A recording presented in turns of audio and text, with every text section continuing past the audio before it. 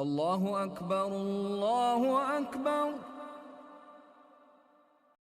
सूरह कहफ का अमल। बहुत सारे लोग पूछ रहे थे भाई सूरह कहफ को हम किस तरह से पढ़ें, कब कब पढ़ें और कैसे कैसे पढ़ें। तो आज की इस वीडियो के अंदर मैं आपको बताने वाला हूं। तो मुस्तदरक हाकिम के अंदर ये बात लिखी हुई है। नंबर एक, जिस सूरह कहफ को आप 3 तरह से पढ़ सकते हो। नंबर एक, जिसने सूरह कहफ को जुमे के दिन पढ़ा उसके लिए 2 जुमे के दरमियान तक एक नूर की रोशनी रहती है। और नंबर 2, जो कि बहकी में ये बात लिखी हुई है, जिसने सूरह कहफ इस तरह पढ़ी जिस तरह नाजिल हुई है तो उसके लिए क़यामत के दिन नूर होगा। जी हाँ। नंबर 3, जो इस सूरह कहफ को अव्वल आखिर पढ़ेगा उसके लिए उसके पाँव से सर तक नूर ही नूर होगा। और जो इस सूरत को पूरी पढ़ेगा उसके लिए ज़मीन से आसमान तक नूर ही नूर होगा। अब सवाल ये पैदा होता है इसको पढ़े कैसे। तो मैं रिकमेंड करूँगा कि जुमे के दिन इसको ज़रूर पढ़ें। जुमे के दिन आप इसको ज़रूर पढ़ें और वीडियो को ज़्यादा से ज़्यादा लोगों तक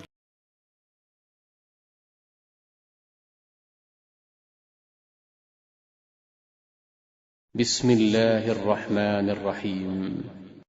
अल्हम्दुलिल्लाहिल्लज़ी अंज़ला अला अब्दिहिल किताब वलम यजअल लहू इवजा क़य्यिमन लियुन्ज़िर बअसन शदीदन मिन लदुन्हु वयुबश्शिरल मुमिनीना الذين يعملون الصالحات أن لهم أجرا حسنا ماكثين فيه أبدا وينذر الذين قالوا اتخذ الله ولدا ما له به من علم ولا لآبائهم كبرت كلمة تخرج من أفواههم إن يقولون إلا كذبا فلعلك باخع نفسك على آثارهم إن لم يؤمنوا بهذا الحديث أسفا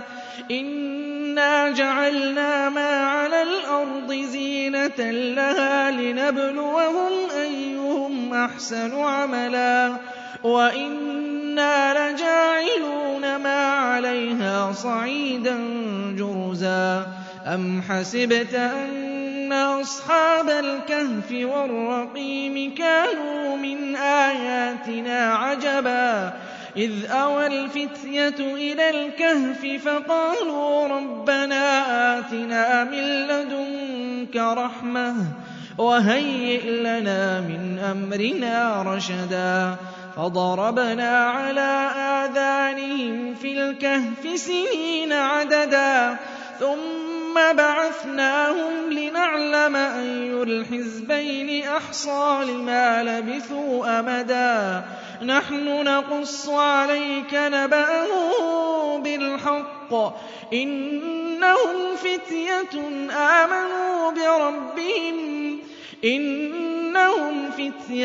آمنوا بربهم وزدناهم هدى وربطنا على قلوبهم إذ قاموا فقالوا ربنا رب السماوات والأرض لن ندعو من دونه إلها لقد قلنا إذا شططا هؤلاء قومنا اتخذوا من دونه آلهة لولا يأتون عليهم بسلطان بين فمن أظلم ممن افترى على الله كذبا وإذ اعتزلتموهم وما يعبدون إلا الله فأووا إلى الكهف ينشر لكم ربكم من رحمته ويهيئ لكم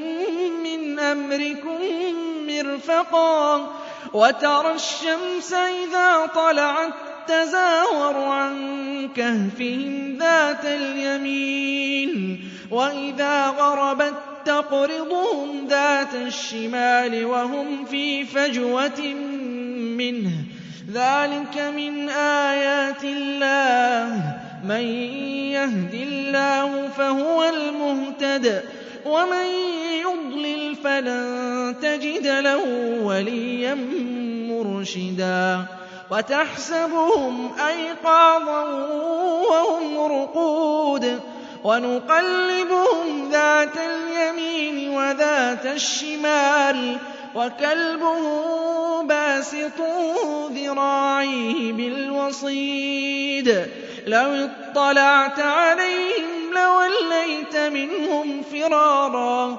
ولملئت منهم رعبا وكذلك بعثناهم ليتساءلوا بينهم قال قائل منهم كم لبثتم قالوا لبثنا يوما أو بعض يوم قالوا ربكم أعلم بما لبثتم فبعثوا أحدكم بورقكم هذه إلى المدينة فلينظر أيها أزكى طعاما فليأتكم برزق منه وليتلطف ولا يشعرن بكم أحدا إنهم إن يظهروا عليكم يرجموكم أو يعيدوكم في ملتهم ولن تفلحوا إذا أبدا وكذلك أعثرنا عليهم ليعلموا أن وعد الله حق وأن الساعة لا ريب فيها إذ يتنازعون بينهم أمرهم فقالوا ابنوا عليهم بنيانا ربهم أعلم بهم قال الذين غلبوا على أمرهم لنتخذن عليهم مسجدا سيقولون ثلاثة رابعهم كلبهم ويقولون خمسة سادسهم كلبهم رجما بالغيب ويقولون سبعة وثامنهم كلبهم قل ربي أعلم بعدتهم ما يعلمهم إلا قليل فلا تمار فيهم إلا مراء ظاهرا ولا تستفت فيهم منهم أحدا ولا تقولن لشيء إني فاعل ذلك غدا إلا أن يشاء الله واذكر ربك إذا نسيت وقل عسى أن يهديني ربي لأقرب من هذا رشدا ولبثوا في كهفهم 300 سنين وازدادوا 9 قل الله أعلم بما لبثوا له غيب السماوات والأرض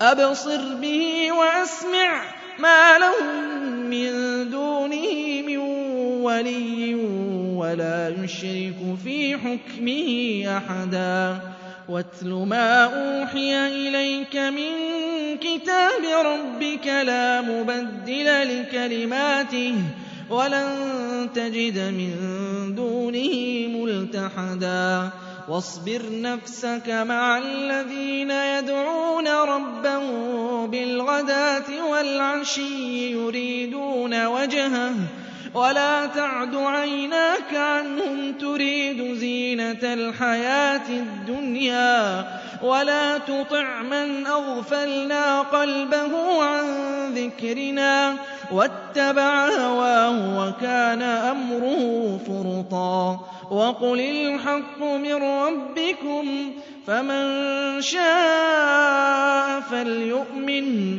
ومن شاء فليكفر إنا أعتدنا للظالمين نارا أحاط بهم سرادقها وإن يستغيثوا يغاثوا بماء كالمهل يشوي الوجوه بئس الشراب وساءت مرتفقا إن الذين آمنوا وعملوا الصالحات إنا لا نضيع أجر من أحسن عملا أُولَٰئِكَ لَهُمْ جَنَّاتُ عَدْنٍ تَجْرِي مِن تَحْتِهِمُ الْأَنْهَارُ يُحَلَّوْنَ فِيهَا مِنْ أَسَاوِرَ مِن ذَهَبٍ وَيَلْبَسُونَ ثِيَابًا خُضْرًا مِّن سُندُسٍ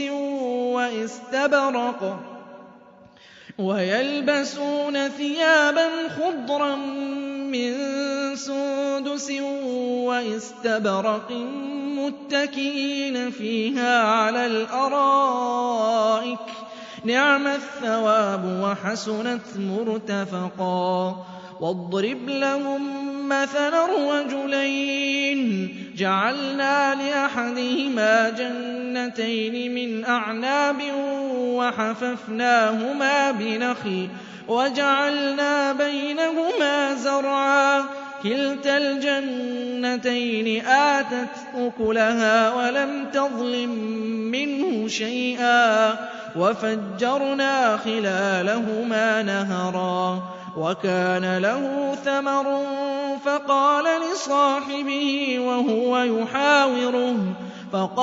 لِصَاحِبِهِ وَهُوَ يُحَاوِرُهُ أَنَا أَكْثَرُ مِنكَ مَالًا وَأَعَزُّ نَفَرًا وَدَخَلَ جَنَّتَهُ وَهُوَ ظَالِمٌ لِّنَفْسِهِ قَالَ مَا أَظُنُّ أَن تَبِيدَ هَٰذِهِ أَبَدًا وَمَا أَظُنُّ السَّاعَةَ قَائِمَةً وَلَئِن رُّدِدتُّ إِلَىٰ رَبِّي لَأَجِدَنَّ خَيْرًا مِّنْهَا مُنقَلَبًا قَالَ له صَاحِبُهُ وَهُوَ يُحَاوِرُهُ أَكَفَرْتَ بِالَّذِي خَلَقَكَ مِن تُرَابٍ ثُمَّ مِن نُّطْفَةٍ ثُمَّ سَوَّاكَ رَجُلًا لَّٰكِنَّ هُوَ اللَّهُ رَبِّي وَلَا أُشْرِكُ بِرَبِّي أَحَدًا وَلَوْلَا إِذْ دَخَلْتَ جَنَّتَكَ قُلْتَ مَا شَاءَ اللَّهُ لَا قُوَّةَ إِلَّا بِاللَّهِ إِن تَرَنِ أَنَا أَقَلَّ مِنكَ مَالًا وَوَلَدًا فَعَسَىٰ رَبِّي أَن يُؤْتِيَنِ خَيْرًا مِّن جَنَّتِكَ وَيُرْسِلَ عَلَيْهَا حُسْبَانًا مِّنَ السَّمَاءِ فَتُصْبِحَ صَعِيدًا زَلَقًا أَوْ يُصْبِحَ مَاؤُهَا غَوْرًا فَلَن تَسْتَطِيعَ لَهُ طَلَبًا وَأُحِيطَ بِثَمَرِهِ فَأَصْبَحَ يُقَلِّبُ كَفَّيْهِ عَلَىٰ مَا أَنفَقَ فِيهَا وَهِيَ خَاوِيَةٌ عَلَىٰ عُرُوشِهَا وَيَقُولُ يَا لَيْتَنِي لَمْ أُشْرِكْ بِرَبِّي أَحَدًا وَلَمْ تَكُن لَّهُ فِئَةٌ يَنصُرُونَهُ مِن دُونِ اللَّهِ وَمَا كَانَ مُنتَصِرًا هُنَالِكَ الْوَلَايَةُ لِلَّهِ الْحَقِّ هُوَ خَيْرٌ ثَوَابًا وَخَيْرٌ عُقْبًا وَاضْرِبْ لَهُم مَّثَلَ الْحَيَاةِ الدُّنْيَا كَمَاءٍ أَنزَلْنَاهُ مِنَ السَّمَاءِ فَاخْتَلَطَ بِهِ نَبَاتُ الْأَرْضِ فَأَصْبَحَ هَشِيمًا تَذْرُوهُ الرِّيَاحُ وَكَانَ اللَّهُ عَلَىٰ كُلِّ شَيْءٍ مُّقْتَدِرًا الْمَالُ وَالْبَنُونَ زِينَةُ الْحَيَاةِ الدُّنْيَا وَالْبَاقِيَاتُ الصَّالِحَاتُ خَيْرٌ عِندَ رَبِّكَ ثَوَابًا وَخَيْرٌ أَمَلًا وَيَوْمَ نُسَيِّرُ الْجِبَالَ وَتَرَى الْأَرْضَ بَارِزَةً وَحَشَرْنَاهُمْ فَلَمْ نُغَادِرْ مِنْهُمْ أَحَدًا وَعُرِضُوا عَلَىٰ رَبِّكَ صَفًّا لَّقَدْ جِئْتُمُونَا كَمَا خَلَقْنَاكُمْ أَوَّلَ مَرَّةٍ بَلْ زَعَمْتُمْ أَن لَّن نَّجْعَلَ لَكُم مَّوْعِدًا وَوُضِعَ الْكِتَابُ فَتَرَى الْمُجْرِمِينَ مُشْفِقِينَ مِمَّا فِيهِ ويقولون يا ويلتنا ما لهذا الكتاب لا يغادر صغيرة ولا كبيرة إلا أحصاها ووجدوا ما عملوا حاضرا ولا يظلم ربك أحدا وإذ قلنا للملائكة اسجدوا لآدم فسجدوا إلا إبليس كان من الجن ففسق عن أمر ربه أفتتخذونه وذريته أولياء من دوني وهم لكم عدو بئس للظالمين بدلا ما أشهدتهم خلق السماوات والأرض ولا خلق أنفسهم وما كنت متخذ المضلين عضدا ويوم يقول نادوا شركائي الذين زعمتم فدعوهم فلم يستجيبوا لهم وجعلنا بينهم موبقا ورأى المجرمون النار فظنوا أنهم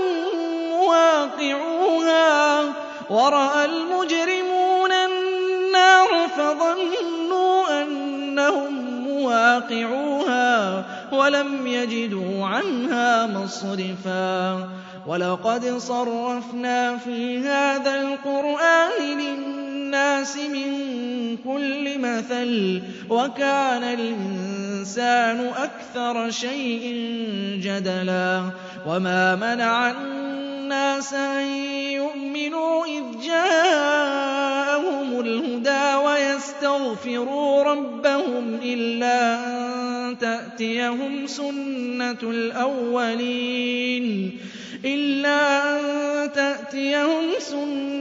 الأولين أو يأتيهم العذاب قبلا وما نرسل المرسلين إلا مبشرين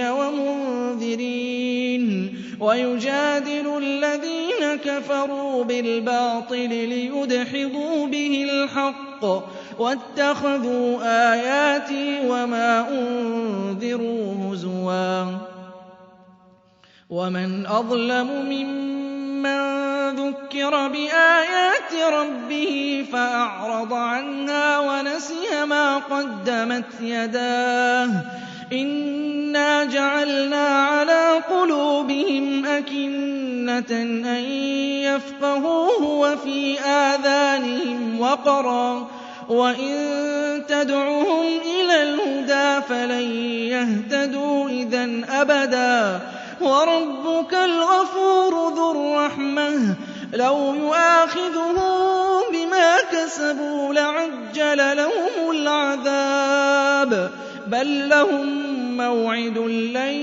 يجدوا من دونه موئلا وتلك القرى أهلكناهم لما ظلموا وجعلنا لمهلكهم موعدا وإذ قال موسى لفتاه لا أبرح حتى أبلغ مجمع البحرين أو أمضي حقبا فلما بلغا مجمع بينهما نسيا حوتهما فاتخذ سبيله في البحر سربا فلما جاوزا قال لفتاه آتنا غداءنا لقد لقينا من سفرنا هذا نصبا قال أرأيت إذ أوينا إلى الصخرة فإني نسيت الحوت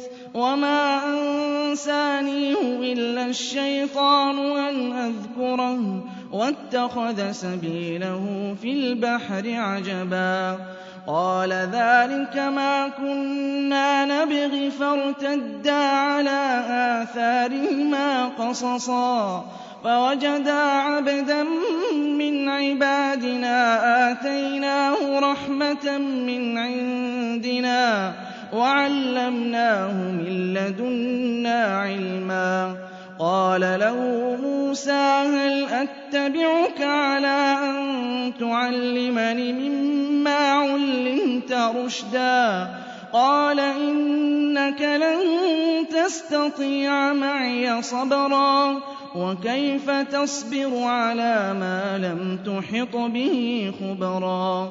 قال ستجدني إن شاء الله صابرا ولا أعصي لك أمرا. قال فإن اتبعتني فلا تسألني عن شيء حتى أحدث لك منه ذكرا. فانطلقا حتى إذا ركبا في السفينة خرقها قال أخرقتها لتغرق أهلها لقد جئت شيئا إمرا. قال ألم أقل إنك لن تستطيع معي صبرا. قال لا تؤاخذني بما نسيت ولا ترهقني من أمري عسرا. فانطلقا حتى إذا لقيا غلاما فقتله. قال أقتلت نفسا زكية بغير نفس لقد جئت شيئا نكرا. قال ألم أقل لك إنك لن تستطيع معي صبرا. قال إن سألتك عن شيء بعدها فلا تصاحبني قد بلغت من لدني عذرا. فانطلقا حتى إذا أتيا أهل قرية استطعما أهلها فأبوا أن يضيفوهما فوجدا فيها جدارا يريد أن ينقض فأقامه. قال لو شئت لاتخذت عليه أجرا.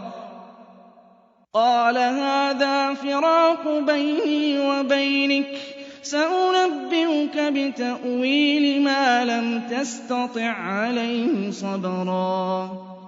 أما السفينة فكانت لمساكين يعملون في البحر فأردت أن أعيبها وكان وراءهم ملك يأخذ كل سفينة غصبا. وأما الغلام فكان أبواه مؤمنين فخشينا أن يرهقهما طغيانا وكفرا. فأردنا أن يبدلهما ربهما خيرا منه زكاة وأقرب رحما. وأما الجدار فكان لغلامين يتيمين في المدينة وكان تحته كنز لهما وكان أبوهما صالحا. فأراد ربك أن يبلغا أشدهما ويستخرجا كنزهما رحمة من ربك وما فعلته عن أمري ذلك تأويل ما لم تسطع عليه صبرا. ويسألونك عن ذي القرنين قل سأتلو عليكم منه ذكرا. إنا مكنا له في الأرض وآتيناه من كل شيء سببا فأتبع سببا حتى إذا بلغ مغرب الشمس وجدها تغرب في عين حمئة ووجد عندها قوما. قلنا يا ذا القرنين إما أن تعذب وإما أن نتخذ فيهم حسنا. قال أما من ظلم فسوف نعذبه ثم يرد إلى ربه فيعذبه عذابا نكرا.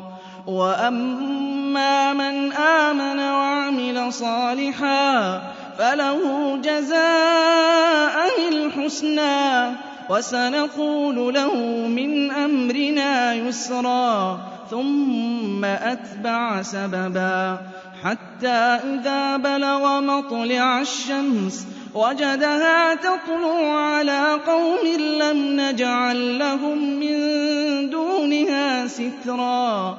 كذلك وقد أحطنا بما لديه خبرا.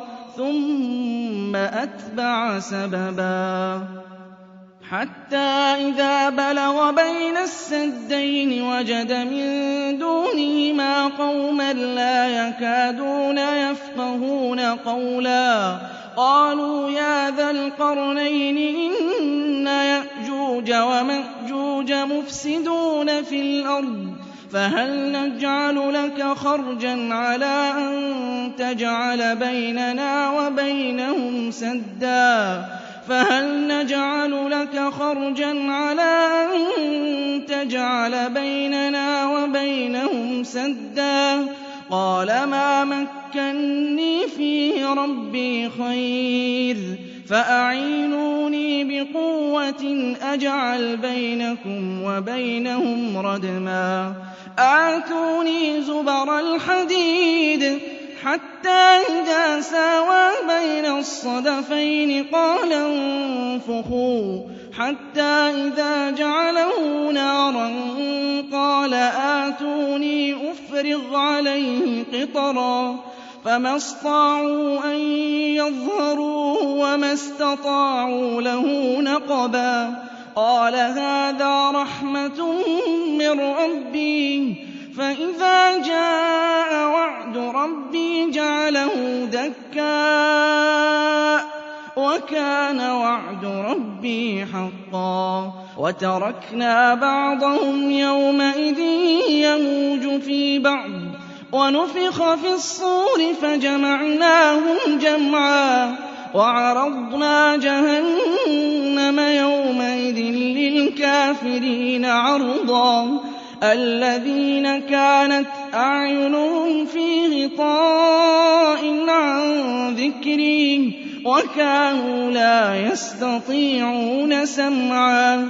أفحسب الذين كفروا أن يتخذوا عبادي من دوني أولياء إنا أعتدنا جهنم للكافرين نزلا.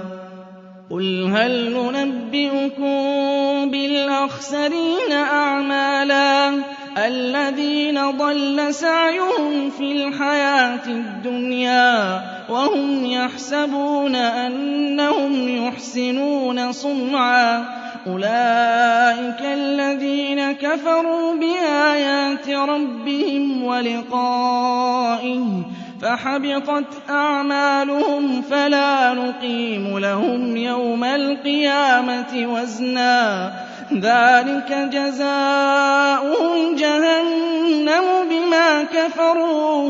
بما كفروا واتخذوا آياتي ورسلي هزوا. إن الذين آمنوا وعملوا الصالحات كانت لهم جنات الفردوس نزلا خالدين فيها لا يبغون عنها حولا. قل لو كان البحر مدادا لكلمات ربي لنفد البحر قبل أن تنفد كلمات ربي ولو جئنا بمثله مددا. قل إنما أنا بشر مثلكم يوحى إلي أنما إلهكم إله